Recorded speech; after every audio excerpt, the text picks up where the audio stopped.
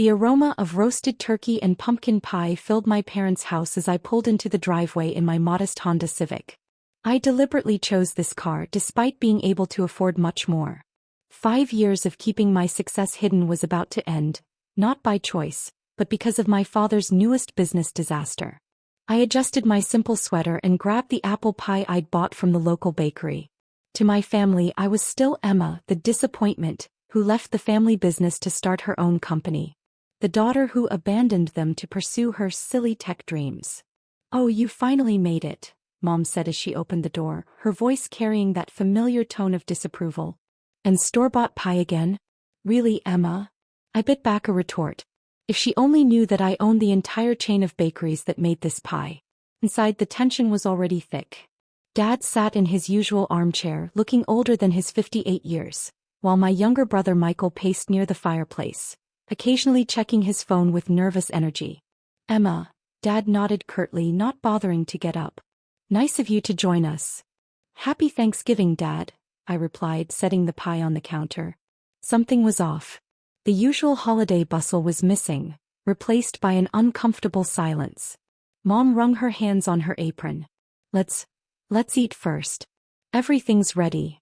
We gathered around the dining table, the same one where Dad had told me 5 years ago that I was making the biggest mistake of my life by leaving the family's struggling manufacturing business. "You'll come crawling back," he'd said. "Nobody makes it in tech without connections." The irony wasn't lost on me. Halfway through the awkward dinner, Dad cleared his throat. "Emma, we need to discuss something important." "Here it comes," I thought. "The business. We're in trouble," he admitted, his voice rough. "We need $2 million by the end of the month or we'll lose everything. The house, the factory, everything." Mom dabbed at her eyes with a napkin. Michael stared at his plate. "I'm sorry to hear that," I said carefully, taking a sip of water. "Well," Dad demanded, "aren't you going to help?" I set down my glass. "How exactly am I supposed to help? I'm just a silly tech entrepreneur, remember?" That's when Michael exploded. "Cut the act, Emma. We know about the money." My heart stopped for a moment. "What money?" Mom pulled out a business magazine from beside her chair and slapped it on the table. There I was on page 32, rising tech star, Emma Carter's secure share platform valued at $100 million. $12 million, Dad said, his voice rising. "You have $12 million in your account from selling shares and you didn't tell us? Your own family." I looked at the magazine, then at their expectant faces. "You've been investigating me?" "Michael's friend works in finance," Mom said. "He found out about your company's latest valuation. How could you keep this from us? After everything we've done for you? Everything you've done for me?" I couldn't help but laugh. "You mean like telling me I was throwing my life away? Like refusing to support my company when I asked for a small loan to start it? Like telling everyone in town that I was a failure? That's all in the past," Dad waved his hand dismissively. "Family helps family. We need $2 million. You have 12. It's simple math." I pushed my plate away, no longer hungry. "Simple math? Like when you told me I was bad at business.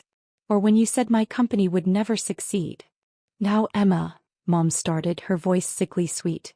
"We may have been wrong before, but we're still your parents. We gave you everything. We deserve dash. You deserve." I stood up, my chair scraping against the floor. "You deserve my money because what?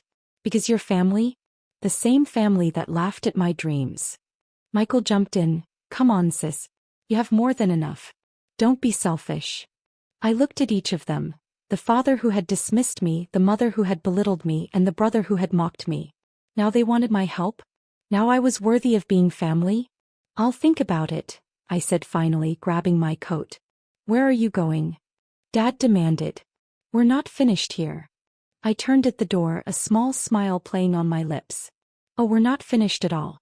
In fact, we're just getting started. Enjoy your Thanksgiving. Monday is going to be very interesting." As I walked to my car, I could hear them calling after me, but I didn't look back. They had no idea what was coming. Sometimes karma needs a little push, and I was about to push back hard. The weekend passed in a blur of ignored calls and text messages from my family. Each one more desperate than the last. "Emma, please be reasonable." "Mom, you're making a big mistake." "Dad, Don't be so selfish, sis. Michael. I sat in my home office, reviewing the documents my private investigator had compiled over the last 3 years. Yes, I'd been watching them too, gathering information while they thought I was failing. The file on my desk told an interesting story about my father's struggling business. Monday morning arrived crisp and clear. I dressed carefully in a tailored black suit, finally allowing myself to look the part of the successful CEO I was. No more hiding. As I drove my Civic to my parents' factory, I smiled at the familiar Carter Manufacturing sign. By tomorrow that sign would be gone. The security guard's eyes widened as I walked in. He knew me as the owner's daughter who'd failed, but my attitude today was different. Miss Carter. I didn't know you were visiting today. I'm not visiting, George, I replied kindly. I'm here for the board meeting. Board meeting? I don't have any board meetings scheduled. You will in about 10 minutes. Right on cue, several expensive cars pulled into the parking lot. Board members and major shareholders emerged, looking grim. My father's Mercedes screeched into his reserved spot moments later. He jumped out, face red with anger. What are you doing here? He demanded, rushing toward me. And why are the board members showing up? I didn't call a meeting. No, Dad. I did. I held up a folder. As the owner of 42% of Carter Manufacturing's shares. He stumbled back as if I'd slapped him. What? That's impossible. Remember Jason Wheeler? Your old partner who sold his shares 3 years ago? He sold them to my holding company. You were too proud to even check who the buyer was. The blood drained from his face. You've been planning this? Let's take this inside, shall we? The board is waiting. The conference room filled quickly. My mother and Michael arrived last, having been called by Dad. They sat in the corner looking confused and angry. I stood at the head of the table, my father's usual spot. Thank you all for coming on such short notice. I've called this emergency meeting to address some concerning issues about Carter Manufacturing's management. You have no right. Dad started to rise, but the board chairman, Mr. Peterson, cut him off. Actually, Mr. Carter, as a major shareholder, your daughter has every right. Please continue, Ms. Carter. I opened my folder and began distributing documents. Over the past 3 years, I've documented numerous instances of financial mismanagement, including personal expenses being charged to the company, unauthorized loans to family members. I glanced at Michael, who suddenly found the floor very interesting, and most recently an attempt to secure funds through fraudulent loan applications. The board members murmured as they reviewed the evidence. Mom gasped. Dad's face turned from red to white. Additionally, I continued, I have proof that Dad has been selling company assets at below-market rates to his friends, who then resell them for profit, splitting the difference with him. These are lies. Dad shouted, but his voice trembled. Are they? I projected an email chain onto the screen. These communications between you and buyers tell a different story. Mr. Peterson cleared his throat. This is very concerning, George. Very concerning indeed. I move for an immediate vote of no confidence in the current management, I announced. And I propose a complete restructuring of the company leadership. The vote was quick and unanimous. By lunchtime, my father was no longer CEO of Carter Manufacturing. As the board members filed out, my family remained shell-shocked. Why? Mom whispered. Why would you do this to your own family? I laughed softly. Family? You want to talk about family now? When did you consider me family? When you needed my money? You've destroyed everything. Michael shouted. No, I corrected him. I saved everything. This company was 3 months from bankruptcy because of Dad's mismanagement. I'm keeping everyone's jobs, restructuring the debt, and modernizing the operations.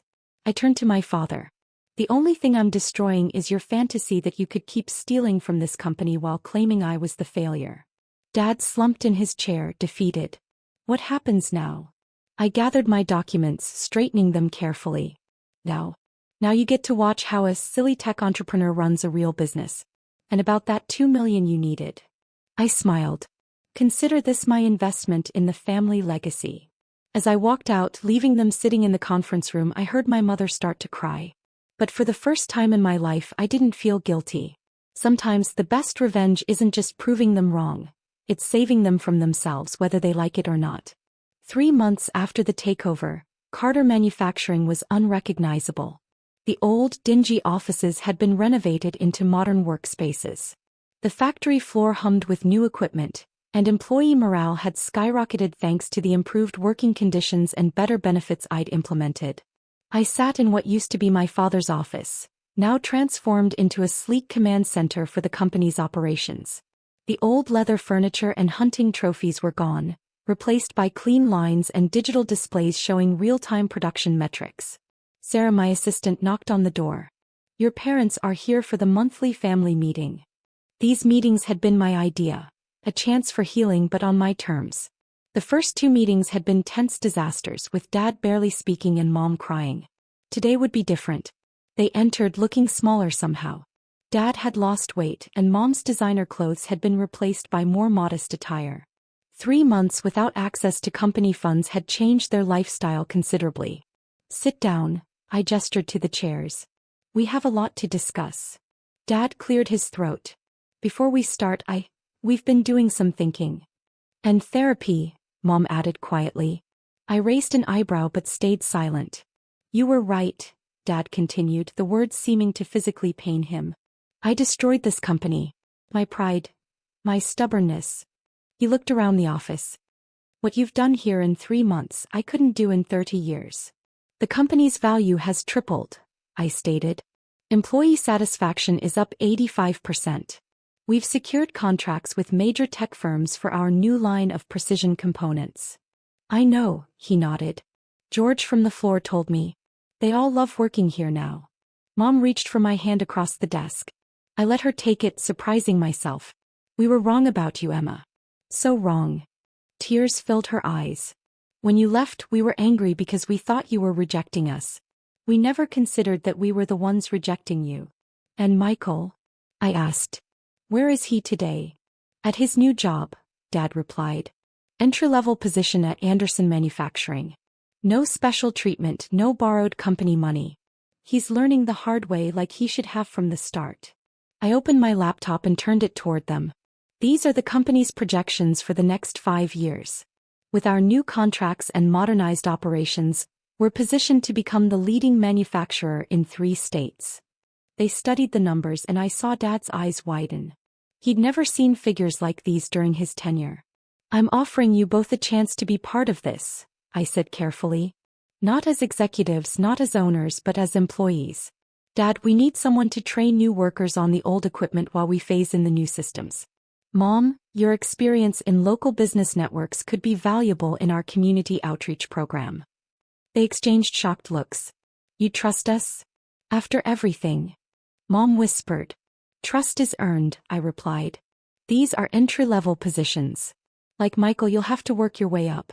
No special treatment, no access to company funds, no family favors. You'll report to supervisors like everyone else. Take it or leave it." Dad's hands trembled as he reached for the contracts I'd prepared. "When do we start?" "Monday. 8 a.m. sharp. Don't be late." As they stood to leave, Dad paused at the door.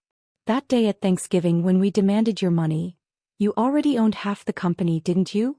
I smiled. "I owned enough to know exactly how much trouble you were in.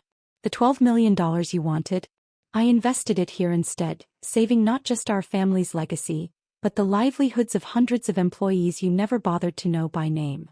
"I'm sorry," he said, meaning it for the first time. "For everything." "Prove it," I replied. "See you Monday." After they left, I walked to the factory floor. Workers nodded respectfully as I passed. Near the main assembly line, I stopped at a framed photo, the original Carter Manufacturing team from 1985, my grandfather standing proud with his workers. Below it, I'd added a new plaque. "The future is built on the foundation of the past. Asterisk, but only those who adapt will survive." My phone buzzed, a text from Michael. "Made it through my first week without screwing up. Thanks for the wake-up call, sis." I smiled, typing back, "Keep it up. Maybe in a few years you can apply for a job here. Entry-level, of course. Sometimes the best revenge isn't destroying your enemies, but transforming them into better people, even if you have to tear down their world to do it." As I looked out over my factory floor, I knew that the $12 million my family had demanded had been invested exactly where it needed to be, in teaching them the value of honest work and real success.